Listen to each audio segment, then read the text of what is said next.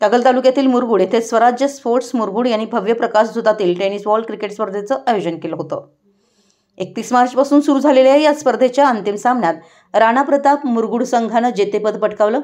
आज सायंकाळी झालेल्या सामन्याचं उद्घाटन युवराज शहाजीराजे छत्रपती यांच्या हस्ते तर पैलवान असलम काझी यांच्या प्रमुख उपस्थितीमध्ये पार पडलं। अंतिम सामना राणा प्रताप मुरगुड आणि लाल आखाडा स्पोर्ट्स मुरगुड यांच्यामध्ये झाला।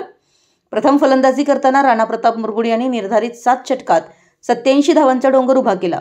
यामध्ये सागर मकवाना यांनी नाबाद 75 धावा केल्या। 88 धावांचा पाठलाग करताना लाल आखाडा स्पोर्ट्स यांनी 66 धावाच करता आल्याने या भव्य स्पर्धेचा राणा प्रताप मुरगुड विजयी ठरला।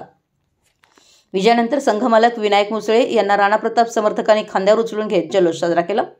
यावेळी गेली 25 वर्षे जुना संघ असलेल्या राणा प्रतापचे सर्व जुने खेळाडू सामना पाहण्यासाठी आणि आपल्या संघाला पाठबळ देण्यासाठी मोठ्या संख्येने उपस्थित होते। या स्पर्धेचं आयोजन स्वराज्य स्पोर्ट्स यांच्या वतीनं सुशांत मांगोरे, नंदकिशोर खराडे, सागर सापळे, अनिकेत बेनके, रमेश वाईंगडे, समाधान बोते, पृथ्वीराज चव्हाण, सत्यजित चौगुले, पंकज नेसरीकर, पंकज मेंढके, अमित तवरासे, सुनील कांबळे यांनी केलं होतं। ही स्पर्धा 31 जानेवारी ते 4 फेब्रुवारी हे 5 दिवस प्रकाशझोतात खेळवण्यात आली।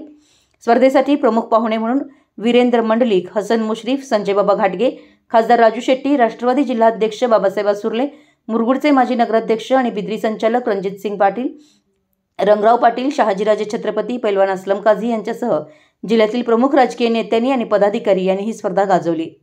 स्पर्धेचं नेटकं नियोजन स्वराज्य स्पोर्ट्स मुरगुड यांच्या वतीनं करण्यात आलं होतं। मराठी एस न्यूजसाठी कागलहून प्रशांत दळवी।